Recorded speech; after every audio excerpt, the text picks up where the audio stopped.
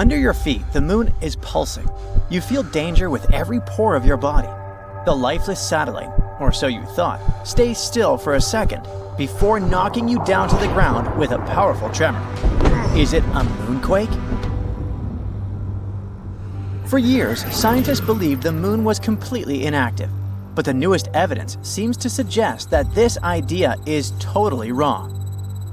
Researchers from the University of Maryland have recently discovered 266 mysterious ridges on the far side of the moon. And these ridges likely point to recent geological activity.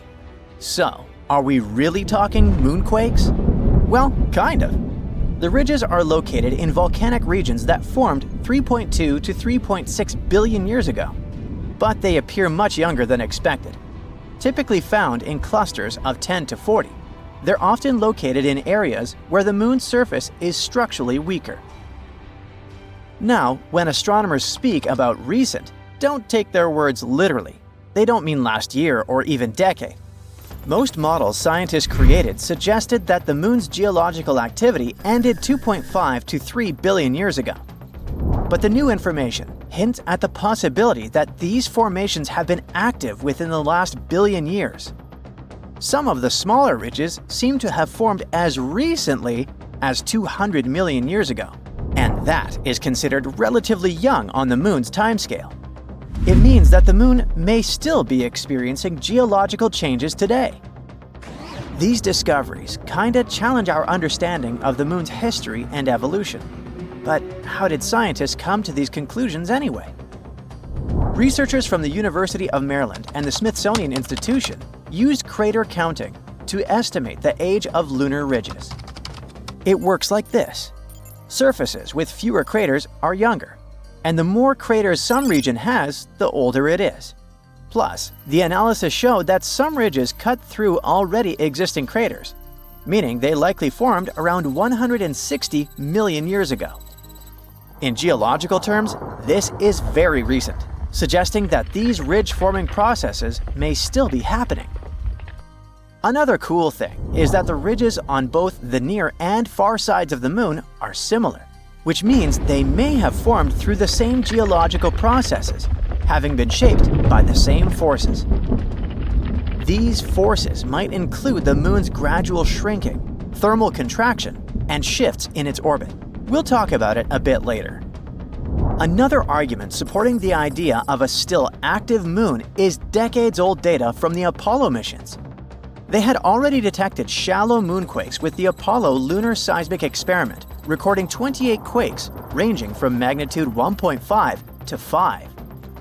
Researchers believe that these ridges may be linked to similar seismic activity. Now, about that bizarre shrinking of our natural satellite. Scientists believe the moon formed about 4.5 billion years ago when a Mars-sized object collided with early Earth.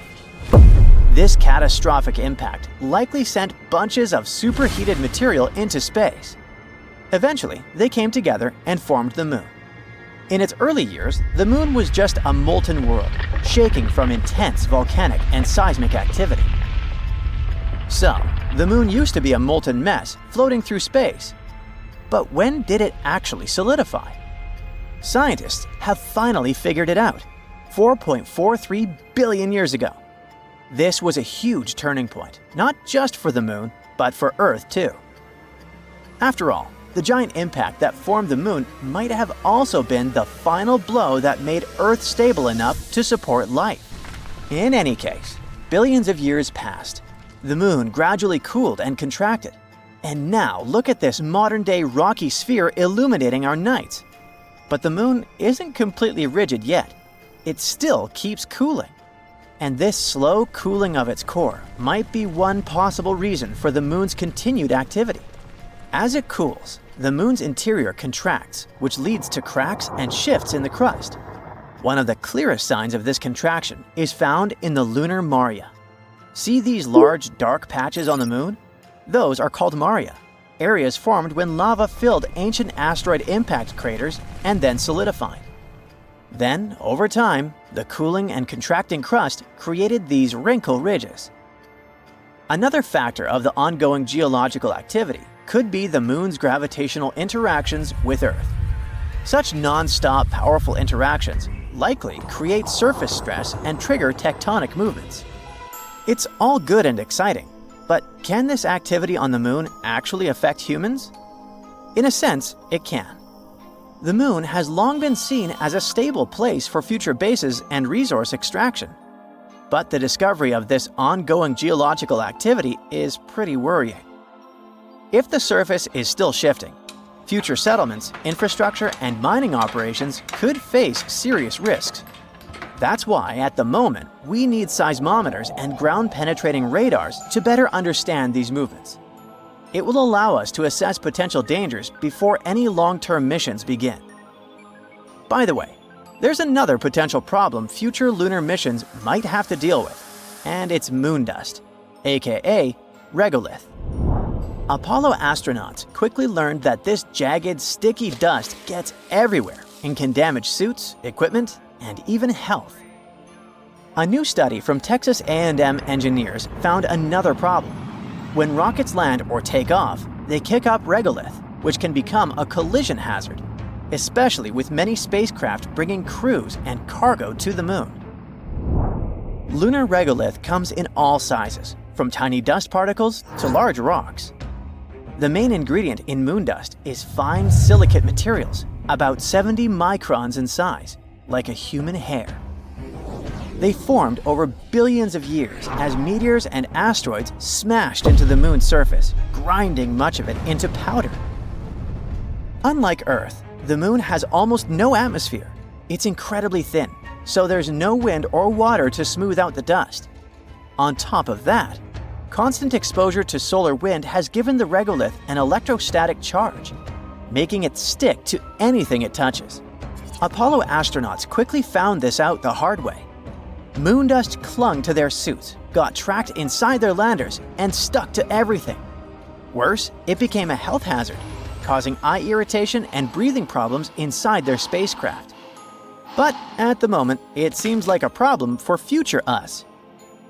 A much more important issue is finding water to support future missions, and China is going to deal with it. It's getting ready for a big mission to look for hidden ice on the moon. As part of the Chang'e 7 mission in 2026, a flying robot will explore deep craters at the moon's south pole, where ice might be trapped. If they manage to confirm it, this could be a game changer for future lunar missions. Astronauts will have a water source and even fuel for space travel. The mission is a key step in China's plan to land astronauts on the moon within 5 years.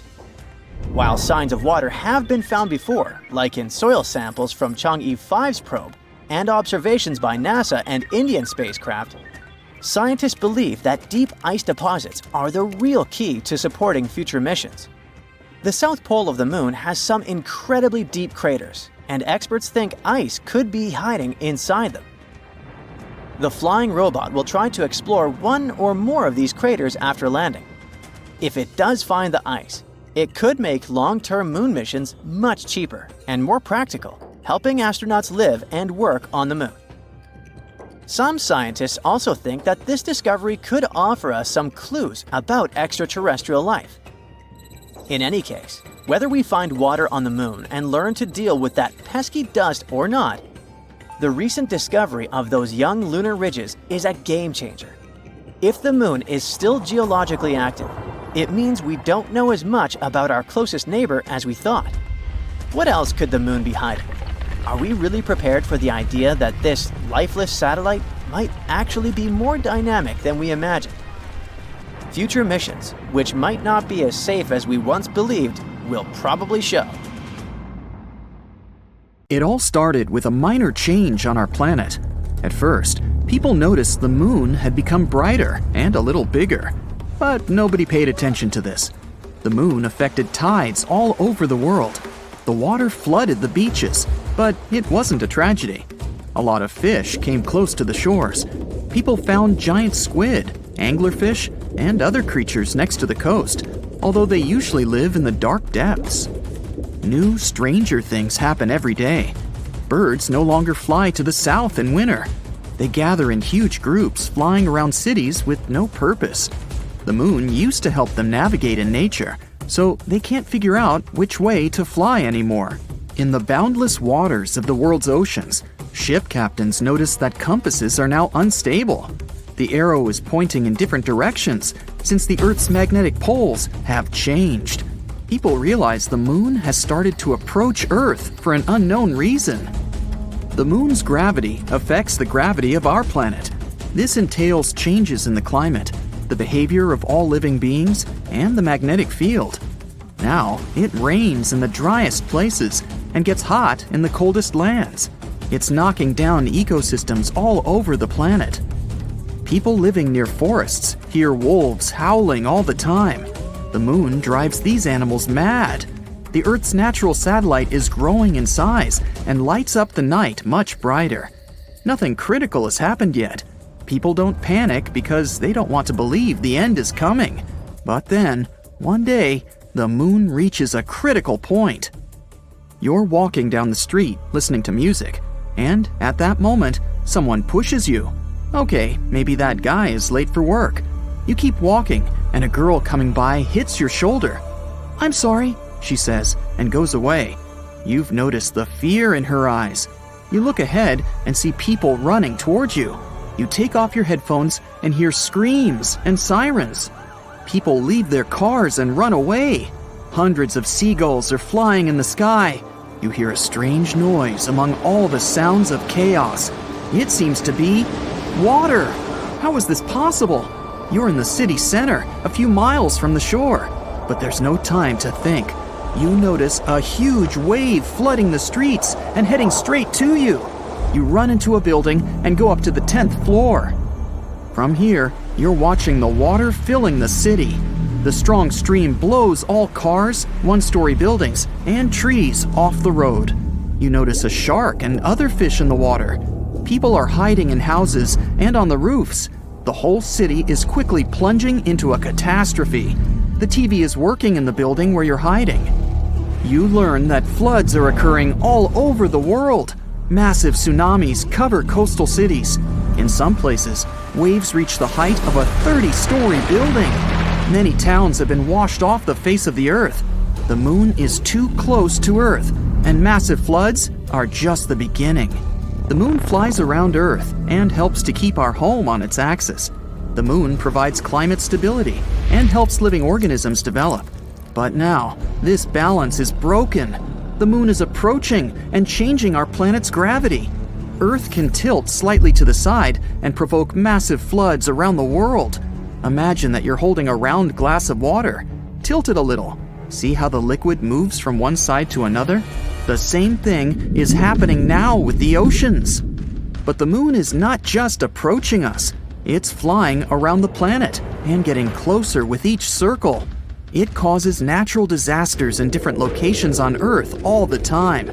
Now the ocean floods one side, and a few hours later, another.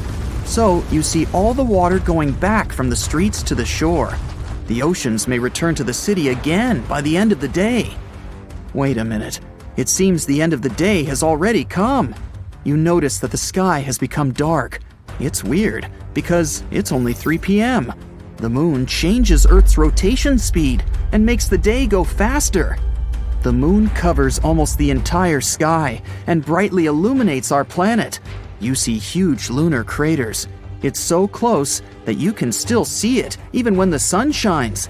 In some places, the passing moon obscures the sun. The water is leaving the streets and everyone goes outside.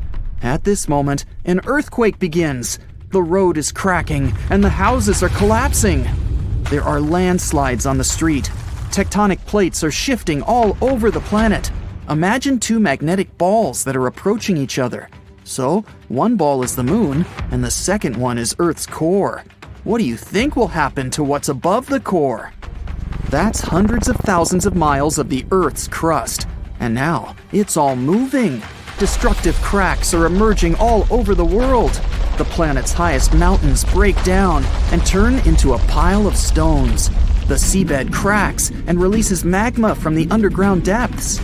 Volcanoes wake up and erupt magma. Clouds of volcanic ash cover the sky from the sun and the glowing moon. But the scariest thing is still ahead. A collision is inevitable. The moon flies around the planet like a ball in a round glass with a hole in the center. This force drives clouds all over the planet. Now there's a thunderstorm, but in 5 minutes, it will be snowing. Then the night comes, and it starts raining. Water droplets consist of mud and volcanic ash. It's difficult for people to breathe without gas masks. Atmospheric pressure is constantly changing. Some people experience severe migraines, and some have sore joints. But there's no time to think about your health. Humanity needs to figure out how to save itself from the collision. A new gravitational order will come when the moon crashes into Earth. Continents will change their shape. They will combine into one giant piece of land or split into 100 smaller ones. The energy of the collision can burn all the oxygen in the atmosphere and make the planet unsuitable for life. Hiding underground also makes no sense because of deep earthquakes. People decide to spend their last hours with loved ones and their families. The moon is getting closer. It's now at the same distance as the International Space Station. The moon covers the sky. Many cities are in the shadows because of the waves. Tsunamis, several miles in height, crash down on the ground. Millions of tons of magma collide with the ocean. Billions of gallons of water just evaporate. Moisture rises into the air, mixes with ash, and floods the land in the form of giant cumulus clouds. You've accepted the complete destruction of the planet, but something strange happens to the moon at this moment. You notice giant cracks appear on it. The moon slowly begins to divide into 2 parts. Both halves crumble into hundreds of large pieces. It's just falling apart. The Earth doesn't have a natural satellite anymore. It's just a pile of giant space rocks. But why is this happening? There's a space around our planet called the Roche limit. In this place, the gravity of Earth is stronger than that of the moon. This means that the forces holding the moon together are weaker than those that tear it apart. People are cheering. The Roche limit has saved the planet. The moon won't hit us. It breaks up into millions of fragments and forms a circle around our globe. Now, Earth looks like Saturn. A belt of moonstones surrounds us. Huge chunks destroy everything in their path, all the space debris. The satellites are no longer working. Humanity loses its means of communication and navigation. People will have to use paper maps again. The moon held our planet's orbit at a certain angle before these events. Now the axis is tilted differently. One hemisphere becomes closer to the sun, and the other plunges into shadow. The North Pole and the Arctic may turn into hot deserts, and the equator of the planet may be covered with ice. Winter and summer can last for years. The moon's remnants fly around Earth, but some of them fall on our planet. Lunar meteor showers destroy cities and create giant craters. All these events lead to the massive destruction of life on Earth. It will take hundreds of thousands of years to adapt to the new world. This is a typical crater on the moon.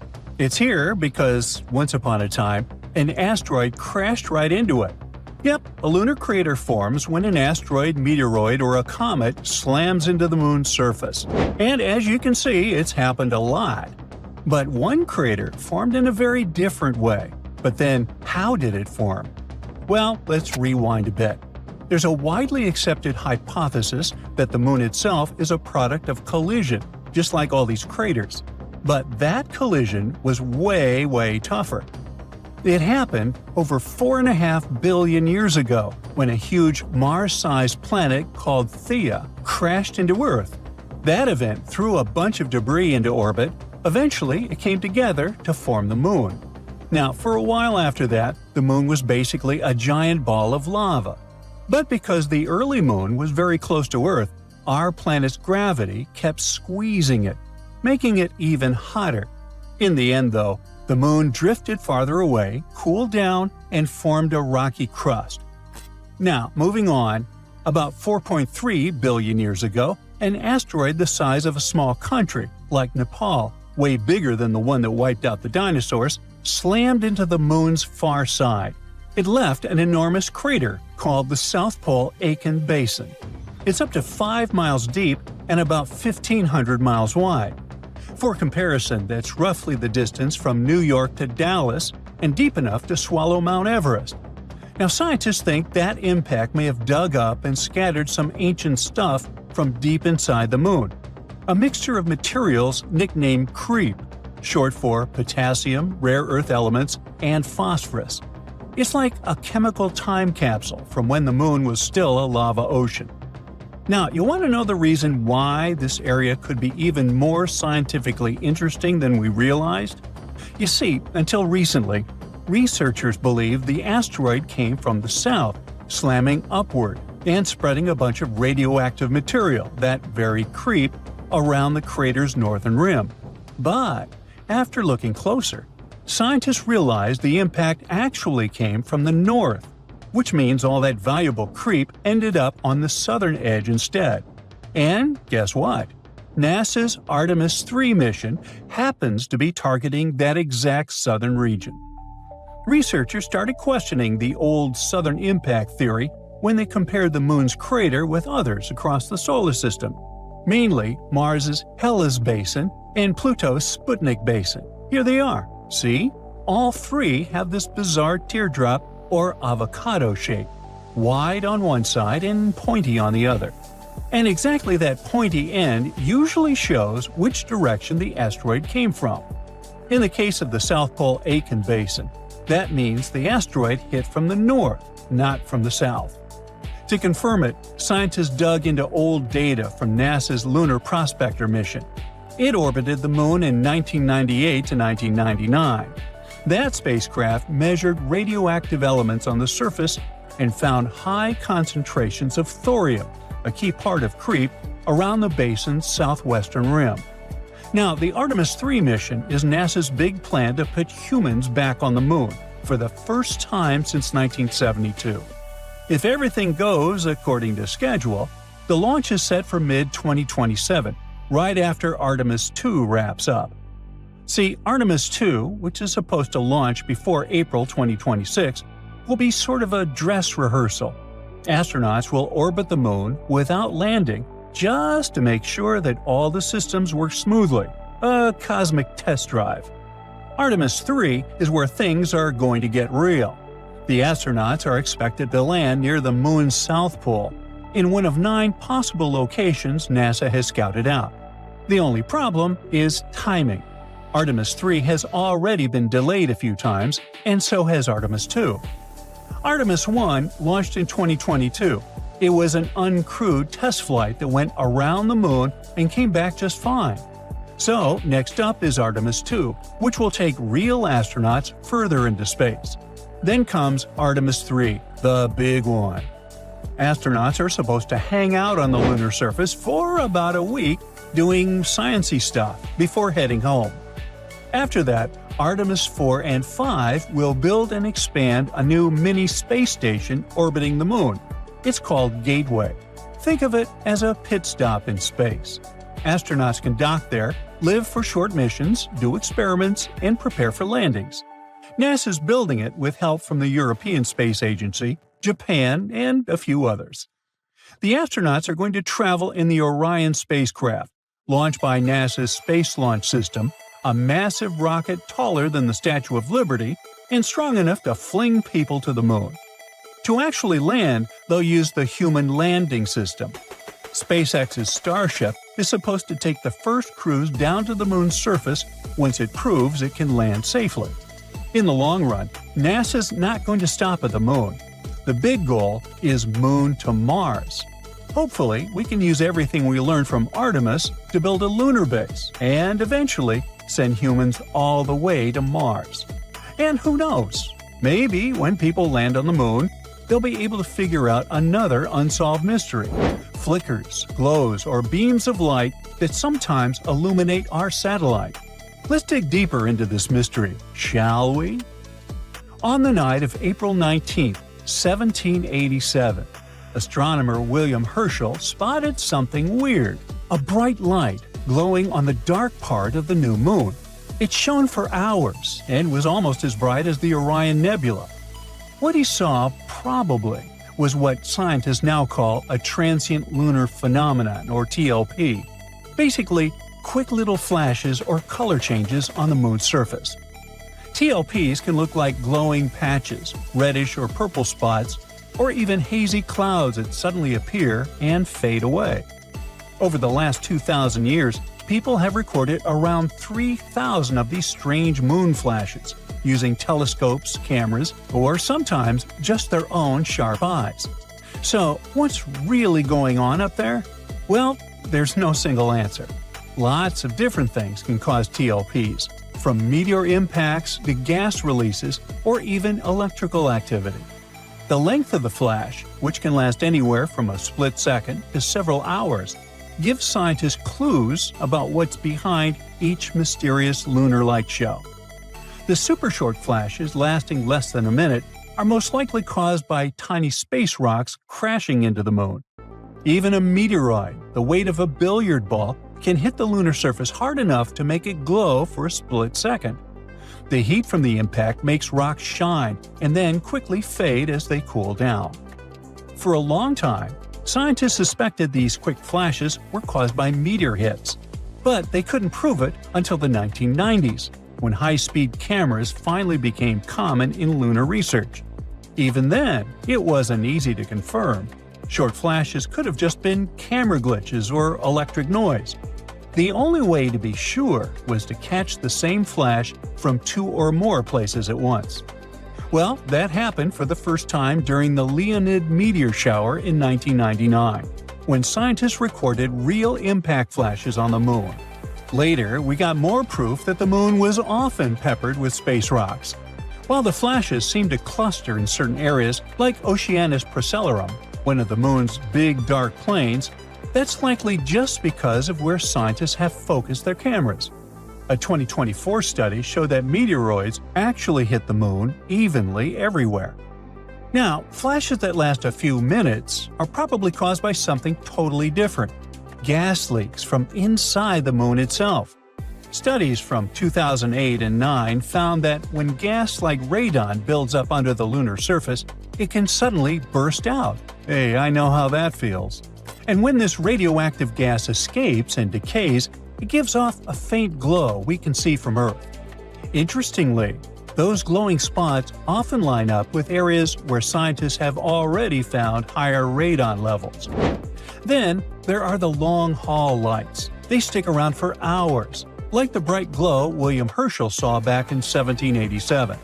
A 2012 study suggested those could actually be caused by solar wind, a stream of charged particles coming from the sun. When that solar wind hits lunar dust, it can charge up the particles and toss them into the air, well, into space, creating massive dust clouds up to 60 miles high. These floating clouds might bend or reflect light from stars or planets nearby, making it look like the moon itself is glowing. So hopefully, we'll get the answers once the Artemis mission lands and starts its exploration. Hey, I can hardly wait. Remember that asteroid that wiped dinosaurs off the face of the Earth? Brace yourself, we might witness a similar scenario in our lifetimes. And this time, the consequences might even be more catastrophic. There's just one tiny difference. This new asteroid is likely to smack into the moon. No, this is not a sci-fi scenario anymore. There's this asteroid called 2024 YR4 that scientists say has about a 4% chance of hitting the moon in 2032. So what do we do? Try to gently shove it off course or blow it up? A bunch of researchers, including people from NASA, dug into this and suggested several options. Their worry is real. If that rock hits the moon, it could kick up a massive cloud of debris, and this cloud could spike to as much as 1,000 times normal levels for a few days. That's not just messy, it could endanger astronauts and satellites in low Earth orbit. One obvious idea is to nudge the asteroid so it misses the moon. Another is a full-on breakup. Basically, a deliberate explosion. Experts use a clever term to describe it, a robust disruption. But nuking an asteroid is totally untested. Nobody has ever done it before, and it carries huge risks. You could create a bunch of smaller but more dangerous fragments, or do something unexpected that can make things worse. In any case, the idea is out there for scientists to chew on. Now here's the backstory. 2024 YR4 was first spotted on December 27, 2024, and reported to the Minor Planet Center. That's the official hub that tracks all new asteroids and comets. Pretty soon, it showed up on NASA's Century Impact Risk Table, which is like the agency's watch list for any asteroid that could potentially hit Earth. For a little while, things looked sketchy. Out of 37,000 plus known large asteroids, YR4 was the only one with a real chance of smacking into Earth anytime soon. Its odds even climbed to a record 3.1%. That might not sound like much to such amateurs as me and you, but in space terms, that's huge. Scientists were really paying attention. Luckily, after a few more months of better tracking and sharper observations, they nailed down the asteroid's orbit more precisely. Turns out its path isn't taking it anywhere near us after all. Its chance of hitting Earth has dropped so low it's basically zero now. So, we can breathe out and relax. Earth is safe. But the Moon? Maybe not. And that's why researchers are now debating whether to blow the thing up before it ever gets close. The thing is, asteroid 2024 YR4 is pretty big. Based on what the James Webb Space Telescope saw, it's about 220 feet long, roughly the size of a 20-story building. Not exactly a pebble, I'd say. At first, NASA thought there was only around a 1.7% chance that YR4 would crash into the Moon. But then, the Webb telescope checked again in March, and that number jumped to 3.8% right away. By May, it climbed once again. It was already sitting at about 4.3%. In other words, the more they looked, the more likely it seemed that this space rock might actually hit our natural satellite. On the bright side, these new observations helped NASA figure out where exactly the asteroid would be on December 22, 2032, with about 20% better accuracy. Now, if the asteroid really did smash into the Moon, NASA says it wouldn't mess with its orbit or make it wobble or anything dramatic like that. And this is a very big but a hit from something that large would kick up a ton of debris. And that flying space junk could become a real problem for satellites orbiting Earth, or even for astronauts on the International Space Station. That sounds alarming enough. That's why the story might take a turn straight out of a sci-fi movie. Scientists are seriously considering blowing the asteroid up. But unlike in a movie, this isn't about saving Earth this time. The most extreme idea is to launch a bunch of nuclear explosives at the asteroid before it reaches the Moon. The thinking is, if they can blow it to pieces while it's still far away, the debris will scatter safely into space instead of causing problems near Earth.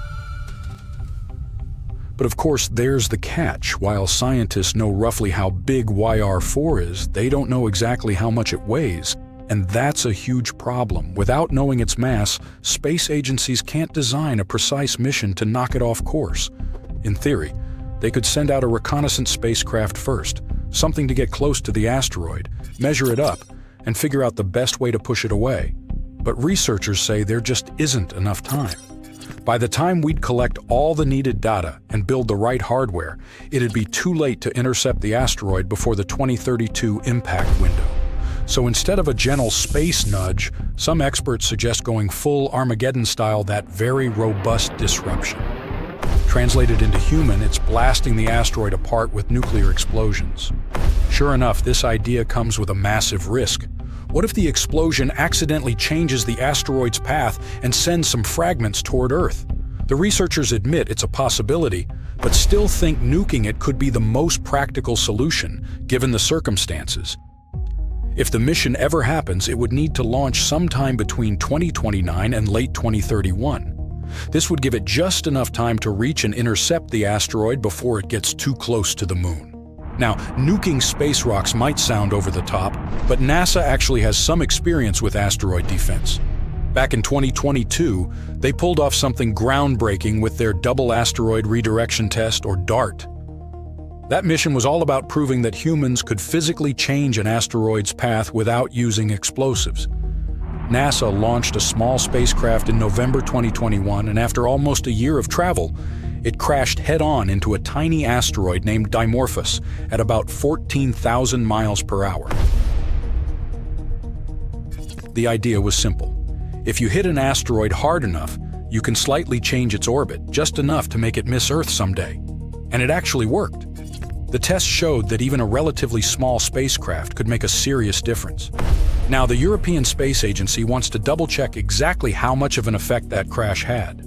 In October 2024, they launched a follow-up spacecraft called Hera from Florida's Cape Canaveral Space Force Station. Hera is on a 2-year journey to reach Dimorphos and its bigger partner asteroid, Didymos. By October 2026, Hera will enter orbit around the asteroid pair and start collecting data, basically checking NASA's math. ESA scientists hope that once they analyze the impact site, they'll find out how effective DART was at changing the asteroid's trajectory. If it turns out that kinetic impact, aka smashing a spacecraft into an asteroid, works well enough, future missions might use that technique again. Maybe even for YR4, if it ever becomes a real threat. But if it doesn't, that's when the nuclear backup plan might come off the shelf. Either way, scientists are making sure that if a space rock ever threatens Earth or the Moon, humanity will have more than just a Hollywood script to rely on. By the way, people at NASA run what-if asteroid exercises every 2 years to get scientists, state agencies, and international experts on the same page. During such asteroid drills, experts pretend that a giant space rock is heading our way. Then they work through all the tricky questions they can come up with, like how big is it, where might it hit, what should we do? It's like a massive brainstorming session to make sure that if this ever happens, we won't be starting from scratch.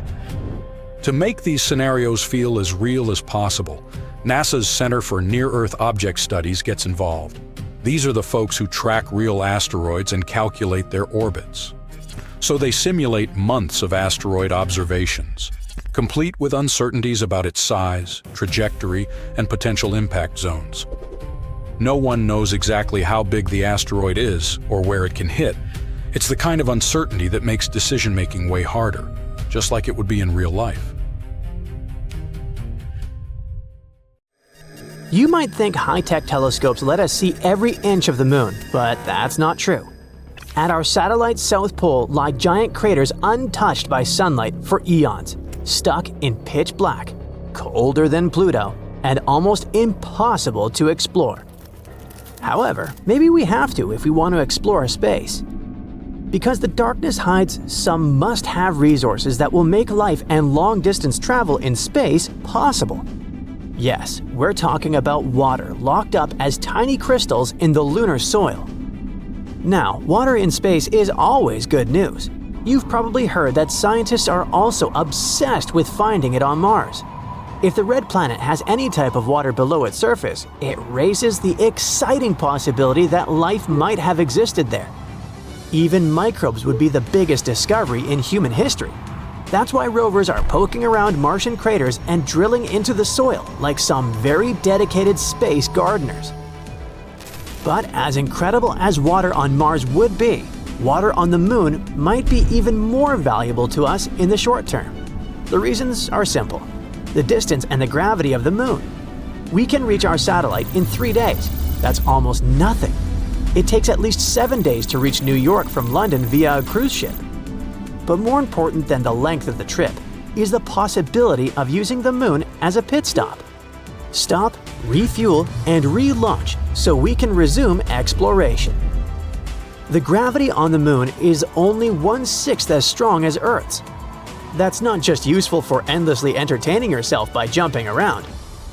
This difference means that launching rockets from our satellite is much easier compared to launching them from Earth, which requires a tremendous amount of fuel just to break free from the atmosphere.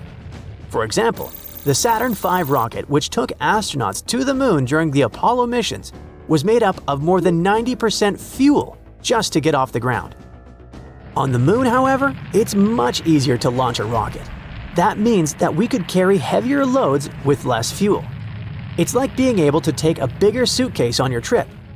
If we can find and use ice on the moon to create rocket fuel, it would turn our satellite into a practical and affordable stop for exploring the solar system.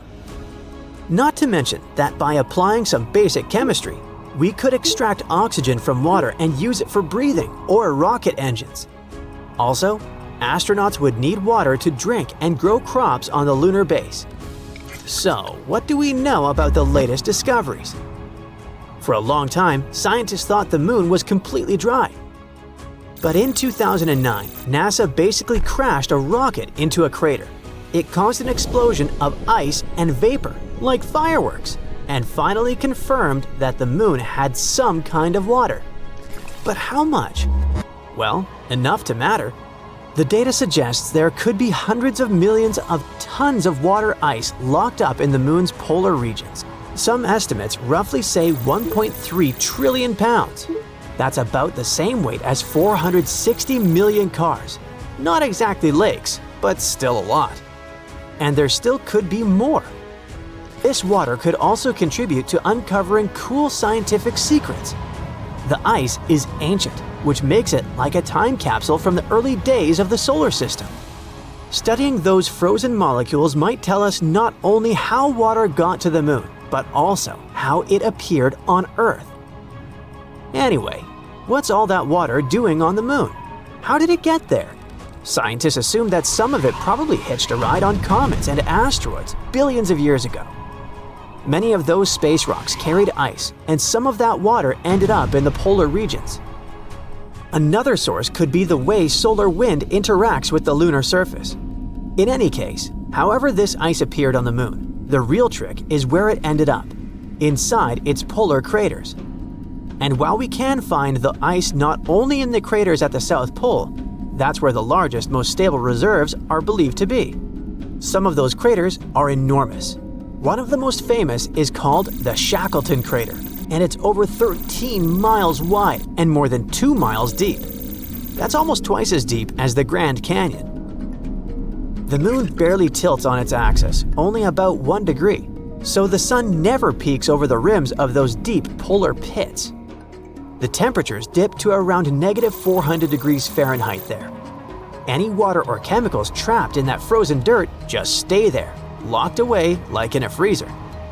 Something really cool is that at the South Pole, you have parts that are stuck in the perpetual darkness, but some nearby mountain ridges get almost non-stop sunlight. Scientists call them the peaks of eternal light. They are perfect for setting up solar panels, while still being close enough to access the icy treasures hidden below.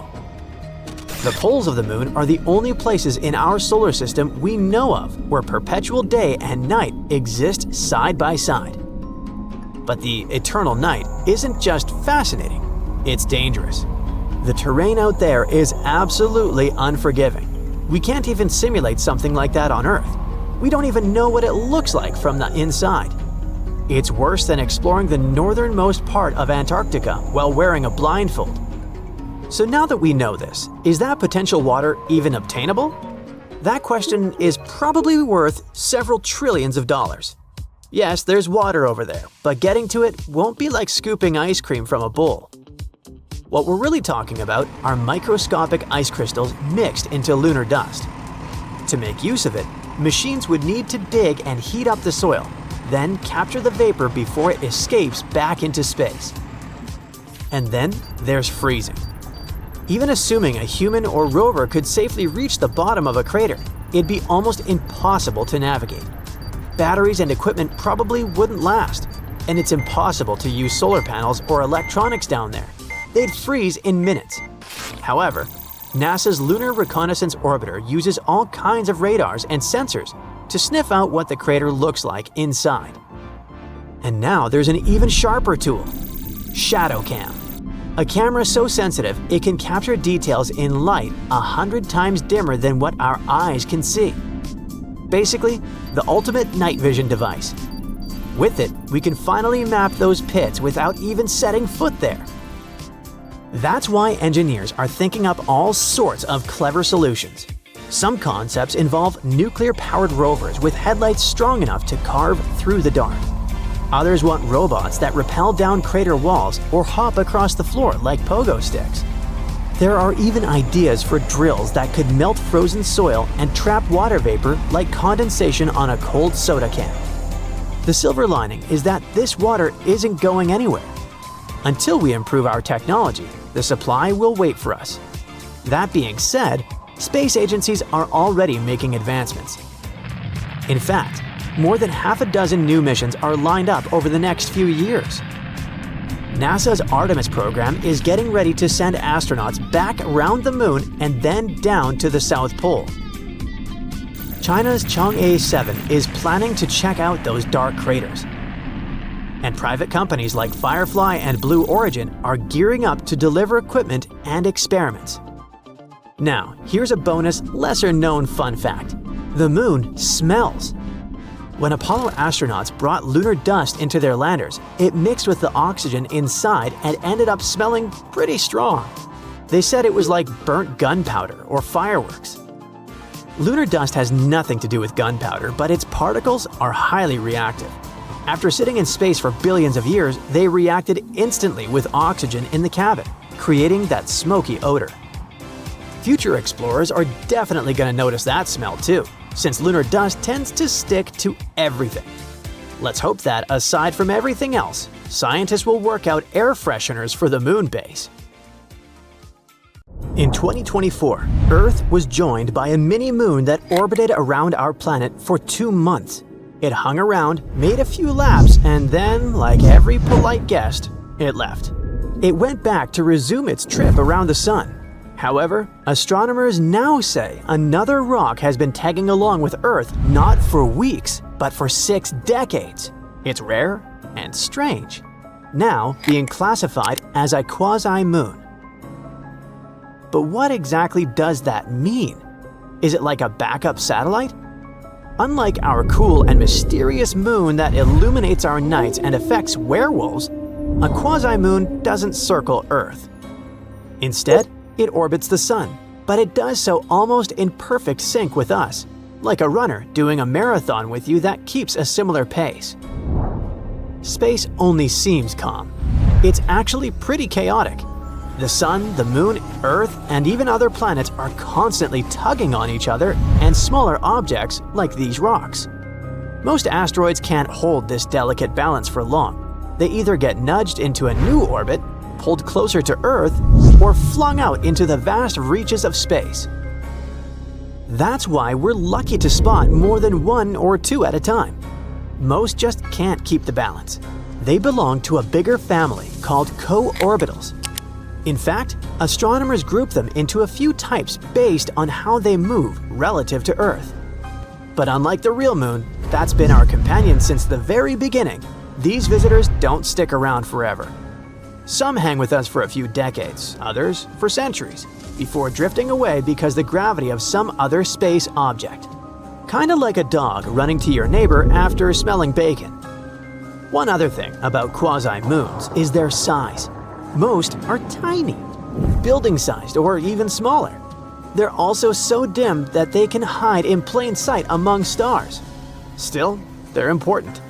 By studying them, astronomers learn how small near-Earth objects move and how long they can stay caught in Earth's gravity. Quasi-moons are closer than other asteroids on the same path, and it would be easier to reach them. One day, they might be used as stepping stones in space exploration.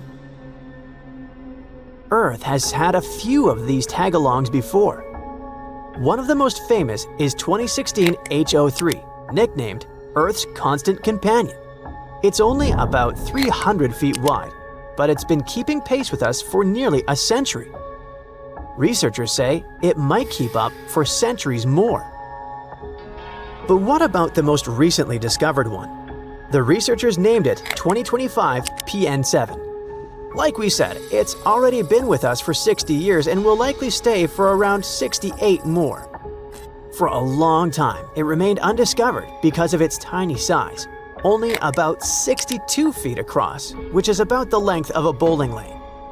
This also answers the question of whether you could see it yourself if you knew where to look. Its backstory is a bit of a mystery.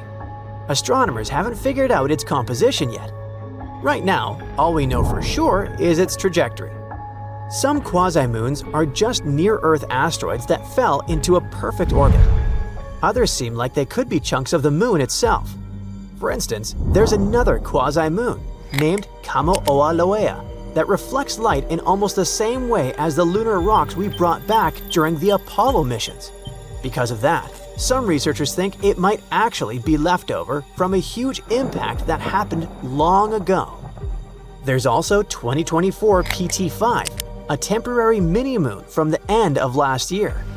Tests showed that its surface looks like lunar basalt, suggesting it probably came from the moon.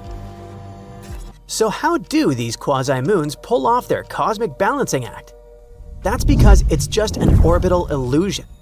Remember, PN7, like other quasi-moons, isn't actually circling our planet. To us, it looks like the rock is scribbling lazy loops around Earth's path, like doodles in space. Yet it never lags too much or gets too far. Astronomers call this a 1-to-1 resonance. In plain English, it makes a lap around the Sun every time Earth does. Another fun question. If these fake moons are so close to Earth, why don't we just pull them in with our gravity? Especially since they're tiny and seem so near. That's because even though they belong to a group called near-Earth objects, quasi-moons are not that close. Our moon is hanging out about 239,000 miles away. These companions, though, are flying around the Sun millions of miles out, way beyond Earth's gravitational pull. That pull exists within an area called the Hill sphere, which is where Earth's gravity is stronger than the Sun's. Think of Earth's gravity as a bubble with a radius of about 1,000,000 miles. Anything inside can get caught, like the real moon. Step outside and the Sun takes over. This is exactly what happened to PT5, which was our legit satellite for 2 months in 2024. It dipped inside the Hill sphere and Earth's gravity took over. Once it happened, this object became known as a mini-moon. But because it was small and moving fast, it eventually slipped back out of that bubble, and the Sun's gravity pulled it away again. One other type of co-orbiter, aside from quasi-moons and mini-moons, is the so-called horseshoe orbiters. These space rocks don't stray far, but from Earth's point of view, they seem to swing ahead of us, slow down, then drift back behind, and repeat. It's like an undercover cop tailing you in traffic, but constantly switching lanes and doubling back so you don't notice the pattern. If you trace their motion from Earth, over time, it forms a giant horseshoe shape, hence the name. And these are just the main co-orbiters. There are actually more. Way ahead of us and way behind us in space, there are a few quirky rocks called Trojans. They're not just following right next to Earth like quasi-moons do. Instead, they found 2 special hiding spots. One 60 degrees in front of us and one 60 degrees behind. Imagine riding your bike and having a friend way ahead of you and another one way behind, both keeping the same speed. That's what Trojans do. Those spots are called Lagrange points, cozy hangout regions where the gravitational pulls from Earth and the Sun balance out perfectly. When they find themselves in one of those areas, they could be staying there for millions of years without drifting away. Jupiter, for example, has tons of these freeloaders. Earth has only a few. Then there are tadpole orbiters.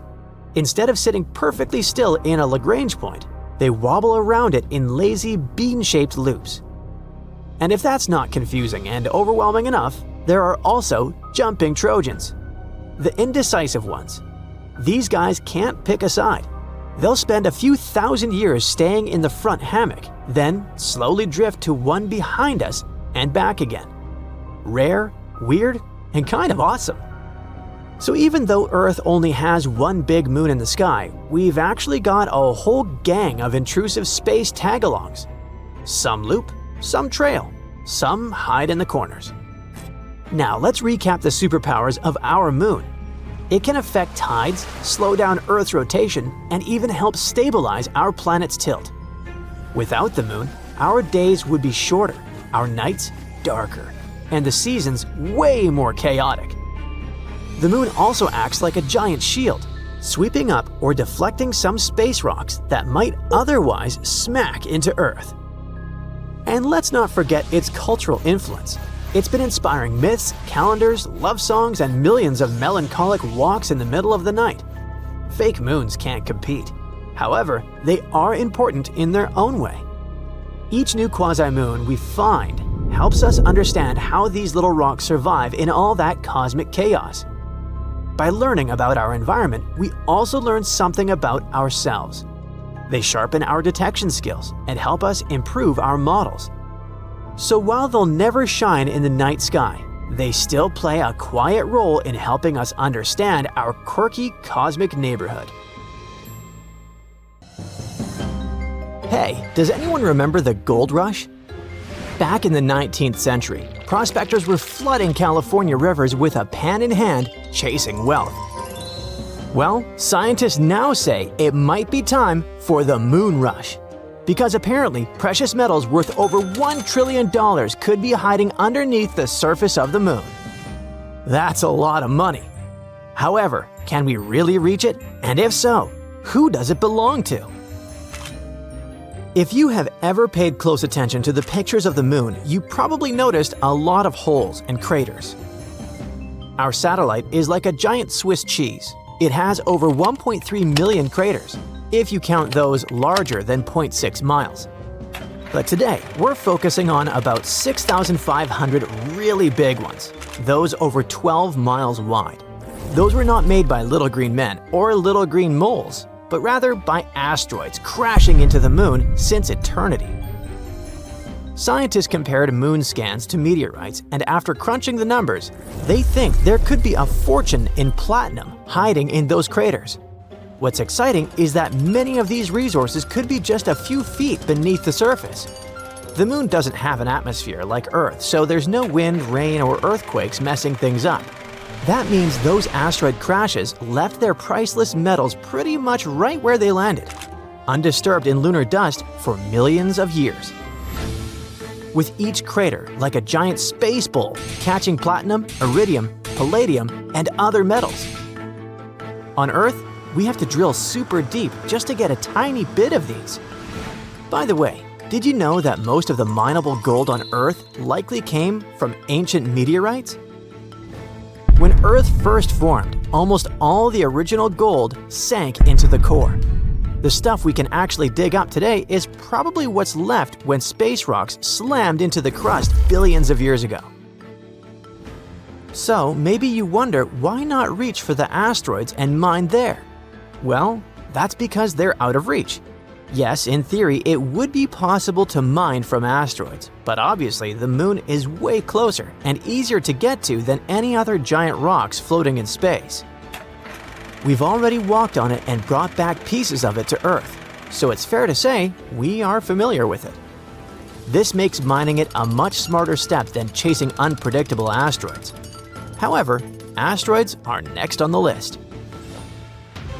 Also, when it comes to mining the moon, it's not just about the prize. Some of those craters have frozen water. We know that because several missions, like NASA's Lunar Reconnaissance Orbiter and India's Chandrayaan-1, have found frozen water ice in dark craters near the moon's poles. This ice is super valuable because it can be broken down into oxygen and hydrogen. They are the parts needed to make rocket fuel. It could also be purified for astronauts to drink, or even used to help grow plants. Imagine filling up spaceships with fuel right on the moon before flying off to other planets. Not only does that sound pretty cool, but it's also economical and convenient. That would save us a ton of money and effort. And if we're already stopping to refuel, why not stick around and set up shop? It's about building a whole new space base and turning the moon into a launching pad for exploring deeper space. A moon base would let scientists study wild space weather, practice building habitats, and test robots in real lunar dust. I can't be the only one excited for the future where robots stream their live missions from the moon. The skills and knowledge we develop there could be essential for living on Mars or exploring the moons of Jupiter and beyond. This is not as far-fetched as you might believe. Companies like Astroforge and Carmen Plus are working on tech to mine asteroids, and maybe the moon someday. NASA's Artemis program is trying hard to set up a sustainable human presence on the moon in the next decade.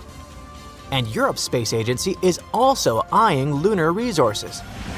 So yeah, the idea of people and robots working together on the moon is probably just a matter of time. Still, it's not as simple as it sounds. There are big questions that humanity faces. Just like with the original gold rush, it's a bit of the Wild West when it comes to rules. The Outer Space Treaty, signed in 1967, says no country can claim the moon as its territory. However, it's pretty vague when it comes to private companies mining resources. So, if you build your rocket and mine some platinum first, is it yours? Well, as for right now, it's a guessing game. Countries are debating and trying to figure it out before the space gold rush turns into a lunar free-for-all battle royale. Then, there's the challenge of protecting the moon's one-of-a-kind environment. Some craters are so quiet that scientists dream of turning them into giant space observatories that study the universe without any radio noise from Earth. Mining nearby could shake things up or kick dust into the air. Lunar soil could damage the sensitive gadgets and ruin the billion-dollar science experiments. That would definitely annoy researchers. Plus, some parts of the moon have been untouched, and mining could wipe out cool spots we haven't even fully explored yet. So basically, we want to make sure we don't turn the moon into a lunar construction site before we've learned all its secrets.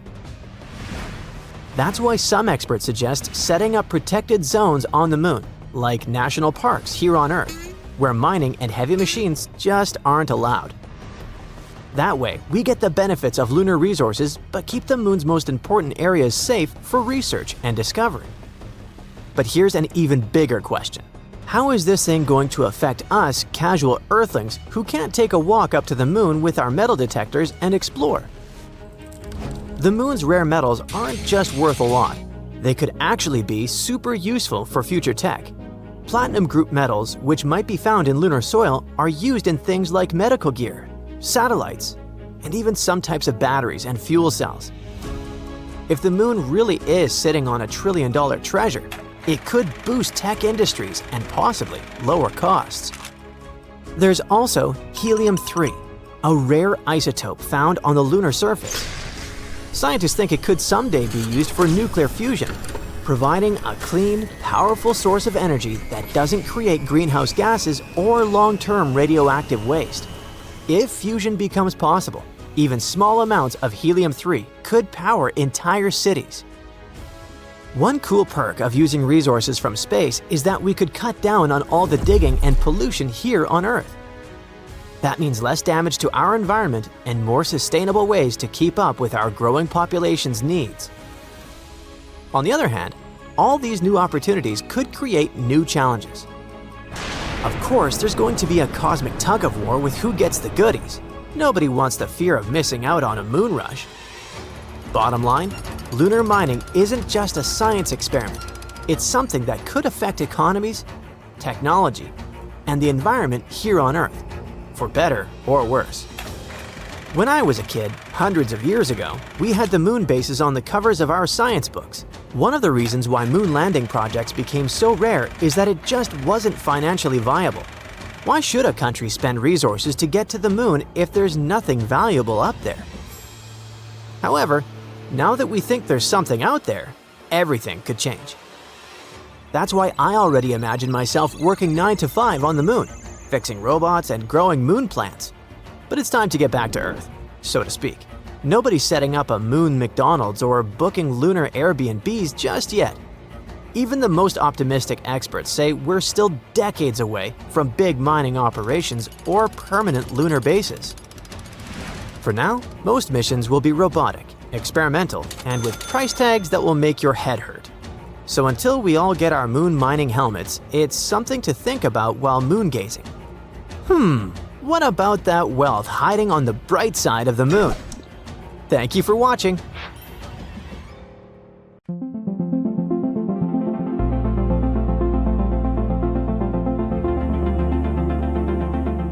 This catapult-like system on the moon might bring us limitless energy. It's a launch system concept that was recently proposed by the Chinese scientists. It would work like a hammer throw, spinning a launch arm that flings objects. This arm is supposed to be about 165 feet long. It will accelerate until it reaches the moon's escape velocity, and then whoosh, the capsule is sent into space. This crazy idea will cost around $18 billion. Ooh, pricey. But trust me, it's totally going to be worth it. The system would be powered by solar panels and nuclear energy. It could also recover more than 70% of the energy used after each launch. The moon has a very weak gravity. There's also barely any atmosphere, so the air doesn't weigh you down. This makes it so much easier to launch stuff there.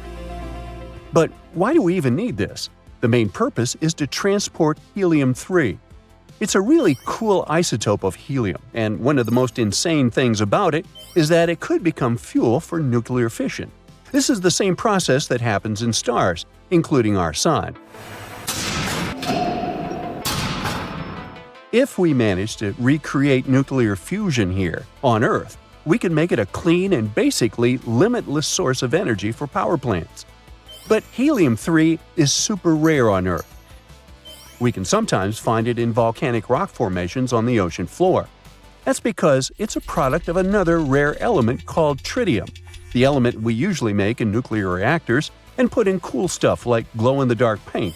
But the catch of tritium is that it takes forever to decay and turn into helium-3. Now, there's a bunch of helium-3 on the moon, around 1 million tons. Just 20 tons of helium-3 could meet China's yearly electricity needs. In fact, lunar soil has enough helium-3 to power the entire world for over 1,000 years. But why is there so much of helium-3 on the moon and barely none on our planet? Well, that's because helium-3 comes from the sun and travels in solar winds. Solar winds are like streams of dangerous particles. They're super radioactive. Our planet's thick atmosphere and magnetic field serve as a shield for us. They almost fully protect us from those particles. But, unfortunately, they also prevent the good stuff like helium-3 from getting here. The moon's atmospheric shields are super thin though, so it's under a constant shower of solar winds. So, helium-3 accumulated there over billions of years, and now it's just scattered around there. But mining it and bringing back to Earth is no easy feat. It's super expensive. Just think about it. Rockets need tons of fuel to break free from gravity. Every single bolt and screw on the spacecraft must be engineered to survive extreme conditions, like radiation. Not to mention, you need a team of rocket scientists, literally working around the clock to make sure nothing goes wrong. You can't call a repair guy if something breaks on the moon. So generally, it costs about $500,000 to send 1 pound of payload to our satellite. That's based on estimates from NASA. To get some idea, let's calculate how much it would cost to send an apple to the moon. A typical apple weighs about 0.4 pounds, so that funny mission would be at least $200,000. Now, for comparison, the Chinese launch system weighs around 80 tons. Another problem is that the lunar surface is pretty harsh on the equipment, like the freakish lunar dust, for example. You might recall this small thing that happened in the 60s called the moon landings. But when the Apollo astronauts came back from the moon, they found something weird was happening to them. Their throats were sore and their eyes wandered. Luckily, it wasn't some scary moon sickness. Turns out, there's a lot of lunar dust clinging to their spacesuits. This dust seems harmless, but it's made up of sharp and abrasive particles, much smaller than a human hair, yet sharp like glass. It contains silicate, a thing that can cause severe lung problems on Earth and is a common issue for miners. So it caused a lunar hay fever. At least that's how NASA astronaut Harrison Schmitt called it. All 12 astronauts who walked on the moon were then sneezing and experiencing nasal congestion. Sometimes it took days to fade away. The dust even got inside their spacecraft, smelling like burnt gunpowder. This nasty stuff can be harmful to both humans and equipment. It managed to damage spacesuit boots and even ruin the seals on the containers used to bring back samples during the Apollo missions. As we mentioned, they're glass-sharp and jagged, so they start scratching, grinding, and wearing down any surfaces they come in contact with. They don't care if it's metal, glass, or humans. And since there's so much dust, this causes equipment to malfunction and fail quite quickly. And that's just one of the possible hurdles with lunar missions. So scientists really need to come up with some weird ideas to get that precious helium-3. The Chinese scientist project looks like a weird sci-fi invention, but it's a cost-effective way to transport materials back to us. It could throw stuff to Earth twice a day, and it would be 90% cheaper than current methods. Since it only needs electricity and no fuel, the system would be small and easy to set up. Besides the beloved helium-3, this catapult would also help advance technologies in space mining and heavy launch vehicles. No lunar dust scares this thing. It should last for at least 20 years. It would need to be transported to the moon using China's super heavy lift rocket. But the idea is far from new. There was a novel called The Moon is a Harsh Mistress by Robert A. Heinlein. In the story, there's a lunar colony that uses an electromagnetic catapult to send weed and water ice back to Earth. It gets quite wild when the colonists, known as loonies, eventually take control of this catapult. They threaten to launch rocks at Earth unless their colony is recognized as an independent world. Sounds kind of funny, but a large rock, if thrown at us from the moon, could wipe out a city. The damage would be like from a meteorite strike, with fires, houses destroyed, and worse. But scientists have been talking about this catapult idea for a while. For decades, they were trying to find a way to use electromagnetic systems to send resources from the moon to Earth. There are also some challenges. For example, scientists forgot to mention how exactly helium-3 would be extracted from the lunar soil. Installing this launch system on the moon's rugged surface would be difficult as well. Also, they would need to make sure that the system remains stable at high speeds and that it could withstand the moon's extreme temperature changes, cosmic rays, and intense solar radiation. So, it would take some time to develop. China hopes to have the key components of the system ready by 2030. The full-scale operations might start by 2045. China has tons of plans for the moon. For example, they want to build a research station at its south pole by 2035. But China's not the only one in this space race. Considering that NASA plans to send humans on Mars by that time, oh boy, the 2030s will be a crazy decade for space exploration. There's also an American startup that's part of the lunar economy. The ones that plan to land astronauts on the moon have people actually living on our satellite in a decade or two. One of the goals of this colony is to boost economic growth and create new jobs. Most of them will likely involve some mining activities. And if there'd be 2 space colonies, well, they'll have to figure something out. That tiny dot in the sky is an asteroid called 2024 YR4. And it gave scientists a serious scare. Early projections showed a 2.3% chance that it could hit Earth. That might sound small, but for an object big enough to wipe out a city, it was enough to raise alarms. Now, there's good news and bad news. The good, it's no longer on a collision course with our planet. The bad, it might be heading for the moon instead. Astronomers first spotted it in the El Sos Observatory in Chile, back in December 2024. Judging by how bright it appeared, they estimated its size to be somewhere between 130 and 300 feet wide. That's about the size of a football field. If something this big hit Earth, it could be truly catastrophic.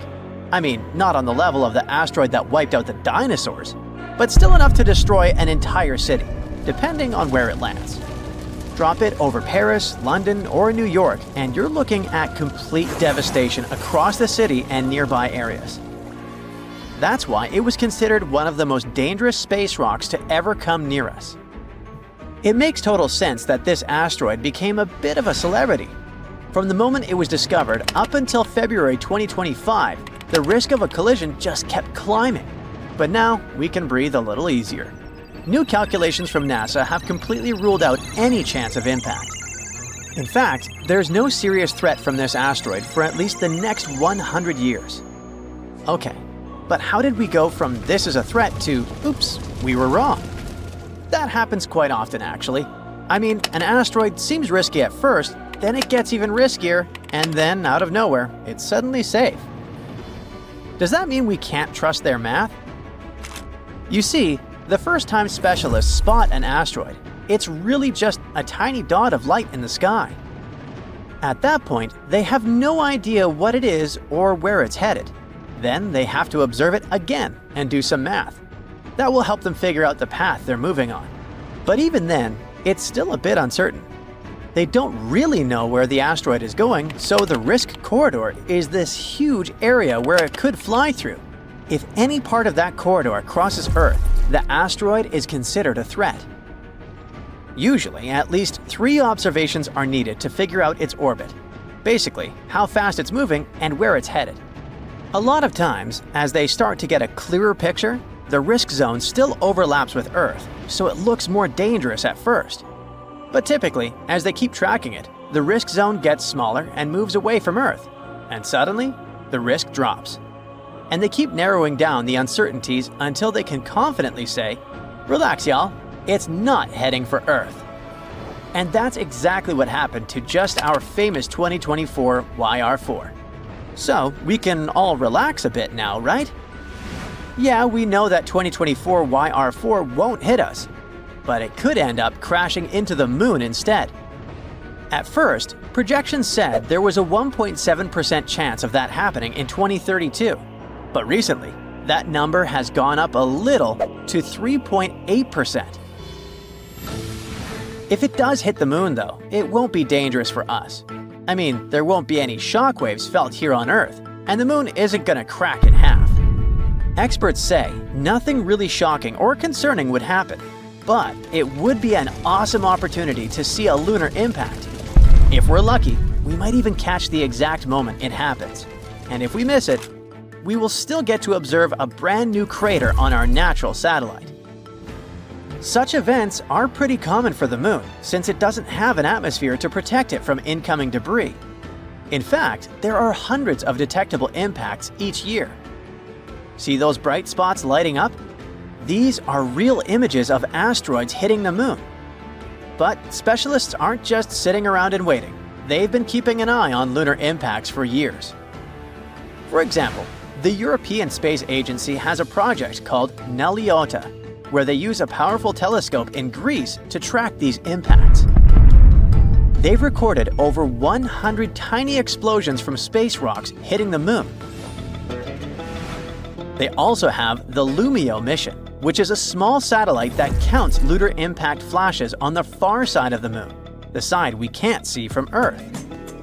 These observations help scientists understand how often the moon gets hit and how this might affect astronauts and lunar bases. Now, 2024 YR4 might be a special case. That's because most space objects that collide with the moon are really small. We've never seen a collision with something larger than about 160 feet. If YR4 does hit, it could be an amazing sight. So yeah, scientists are kinda hoping it happens. But 2024 YR4 isn't the only asteroid on the radar. There are actually quite a few others that have been classified as potentially hazardous. In simple terms, that means this one might cause us some trouble. You see, there are millions of big space rocks out there in the solar system, mostly chilling in the asteroid belt between Mars and Jupiter.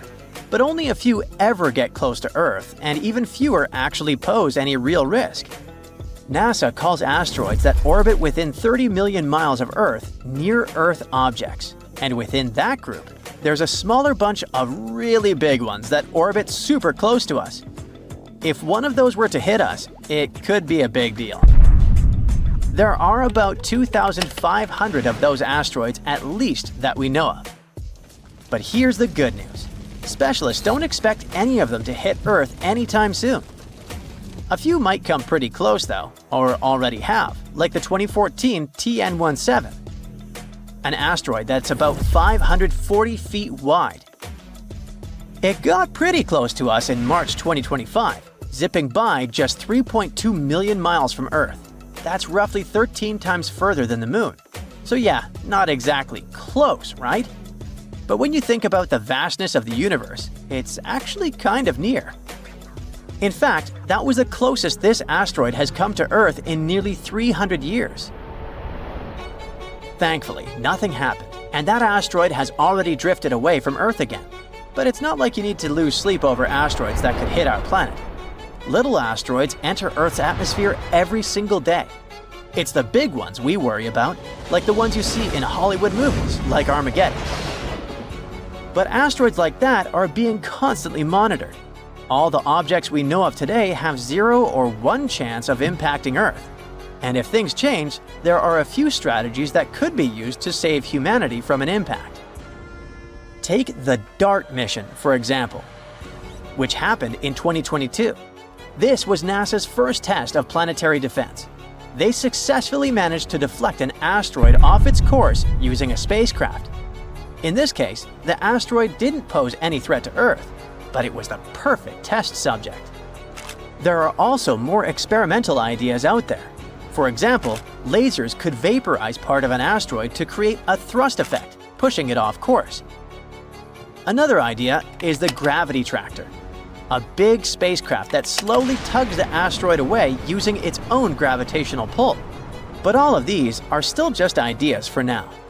If we can't pull any of those off, authorities would probably still have enough time to evacuate the impact zones. So yeah, I wouldn't stress too much about an asteroid impact. The moon's volcanoes are not dormant, and they can erupt any minute.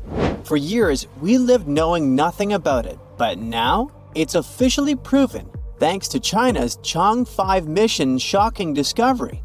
The lunar soil samples it brought back to Earth contained something absolutely unexpected, hinting that volcanic eruptions may have occurred on the moon as recently as 123 million years ago.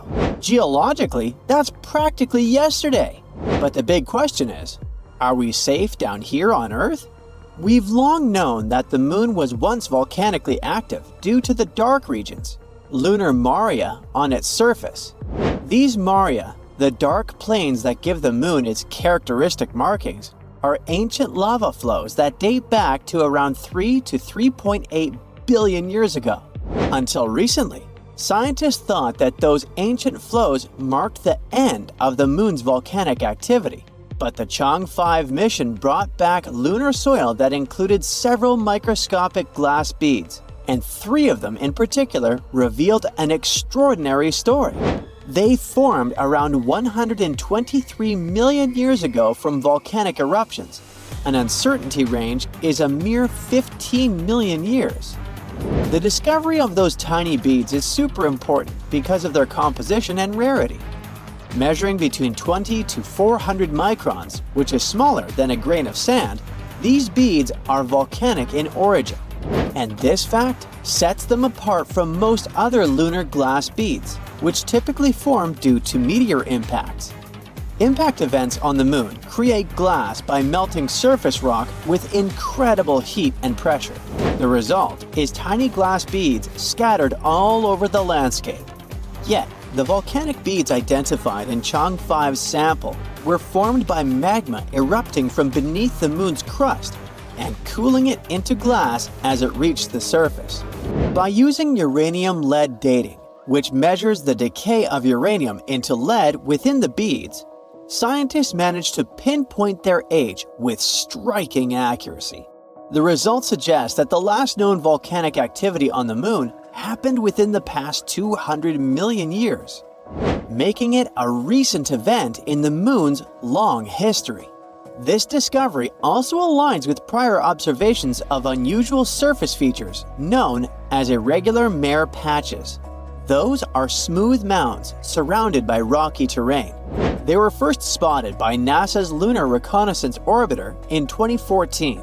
These patches appear much younger than other lunar features, potentially formed by volcanic eruptions less than 100 million years ago. Before Chang'e 5's glass beads, these irregular mare patches were among the best evidence of recent volcanic activity on the moon. Yet, without confirmation, their origins remain uncertain. And now, The glass beads confirm volcanic action. The findings raise new questions about the moon's inner workings. In particular, how could it retain enough heat to sustain volcanic eruptions?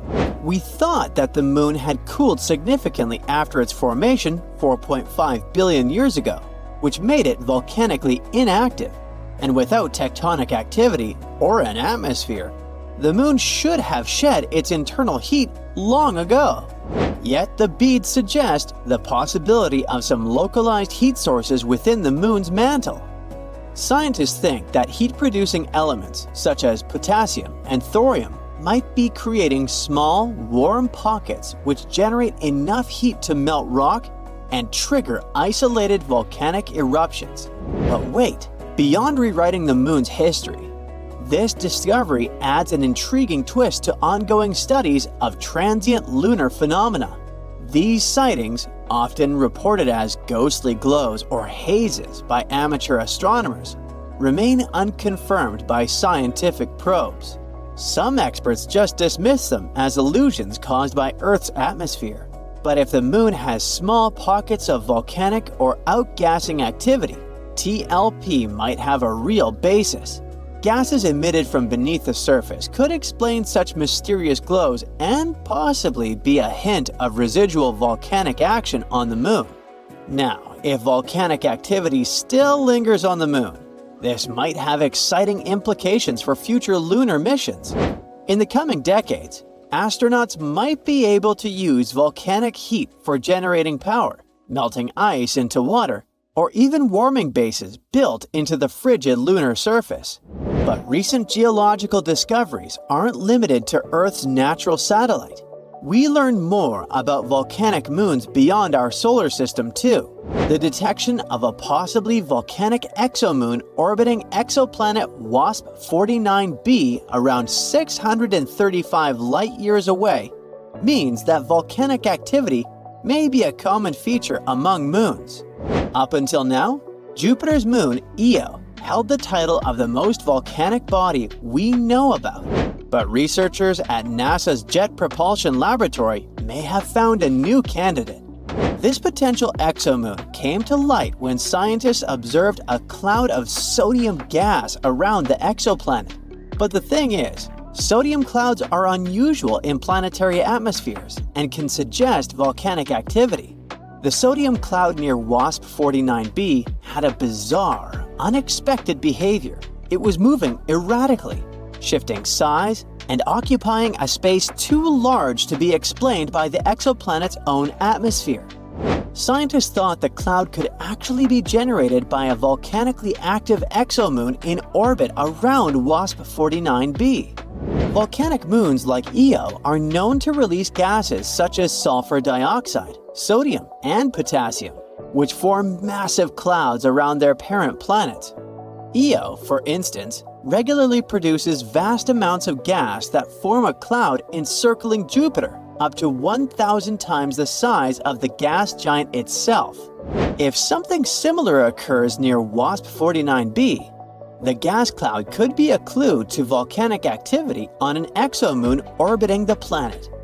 Observations from the European Southern Observatory's Very Large Telescope in Chile seems to confirm this theory. The sodium cloud around WASP-49b is positioned high above the exoplanet's atmosphere and behaves in ways that don't match the exoplanet's 2.8 Earth day orbit. This could suggest that it originates from a separate body, likely a volcanically active moon. Additionally, WASP-49b and its host star consist primarily of hydrogen and helium, which makes the sodium cloud even more unusual. The observed rate of sodium release, over 220,000 pounds per second, can be a sign of an immensely powerful volcanic source.